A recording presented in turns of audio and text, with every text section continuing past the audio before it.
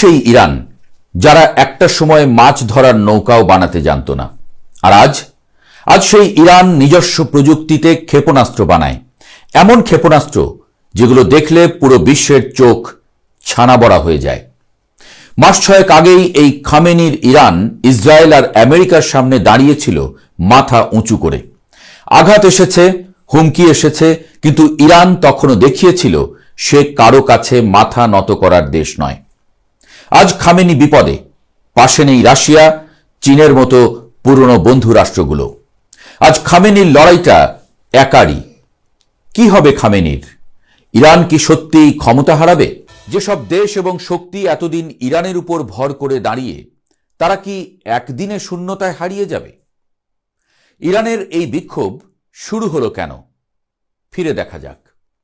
এই আন্দোলনের শুরু অর্থনীতি থেকে। 2025 সালের শেষ দিকে ইরানি মুদ্রা রিয়াল ভয়াবহভাবে পড়ে যায়। ডলারের বিপরীতে রিয়ালের মান কয়েক গুণ কমে যায়। আমদানি করা খাবার, ওষুধ আর জ্বালানির দাম হঠাৎ আকাশ ছোঁয়া হয়ে ওঠে। প্রথমে বিক্ষোভ শুরু হয় তেহরানের ঐতিহাসিক গ্র্যান্ড বাজারে। ব্যবসায়ীরা দোকান বন্ধ করে রাস্তায় নামে। সেখান থেকে সেই ক্ষোভ ছড়িয়ে পড়ে তরুণ সমাজ, শ্রমজীবী মানুষ এবং ছোট শহরগুলোতে। আজ ইরানের 31টি প্রদেশেই বিক্ষোভ চলছে। 2022 সালের চেয়েও ভয়ঙ্কর এবারের আন্দোলন। কিন্তু কেন?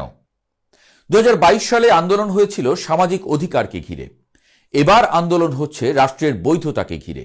মানুষ এখন প্রশ্ন করছে, দেশ যদি এত শক্তিশালী হয়, তাহলে সাধারণ মানুষ কেন দিন দিন গরিব হচ্ছে?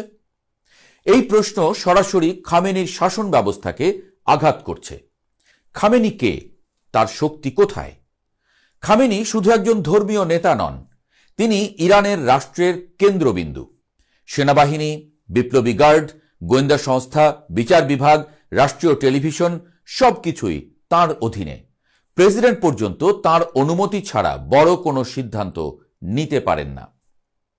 গত 35 বছরের বেশি সময় ধরে তিনি এমন একটা ব্যবস্থা গড়ে তুলেছেন যেখানে ধর্মীয় বৈধতা আর সামরিক শক্তি একে অপরকে রক্ষা করে চলে। এই কারণেই ইরানে বাঘে মহিষে এক ঘাটে জল খায়, সবাই খামেনির সিস্টেমের ভেতরেই টিকে থাকে। কিভাবে নিজস্ব প্রযুক্তিতে এত শক্তিশালী হলো ইরান? ইরানের এই সিস্টেমের সবচেয়ে বড় ভিত্তি হল তাদের নিজস্ব অস্ত্রশিল্প।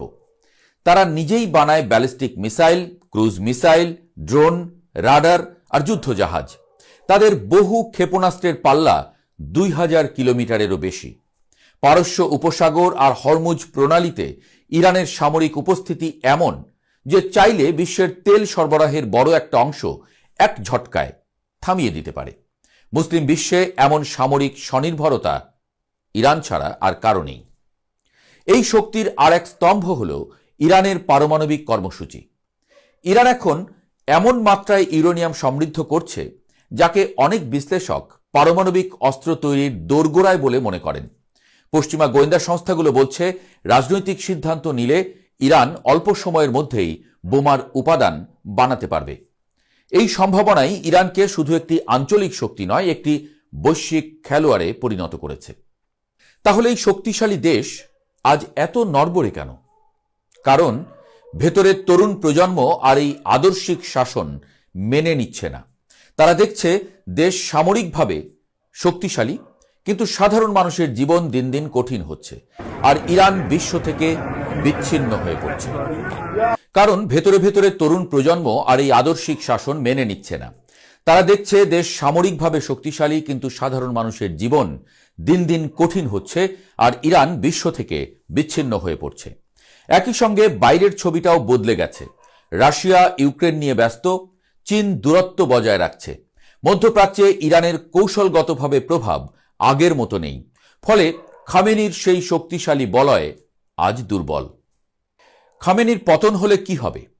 খামেনির পতন মানে শুধু একজন নেতার পতন না, এটা হবে একটি ধর্ম সামরিক রাষ্ট্র ব্যবস্থার ভাঙন। কিন্তু এর মানে গণতন্ত্র আসবে এমন নিশ্চয়তা কিন্তু নেই।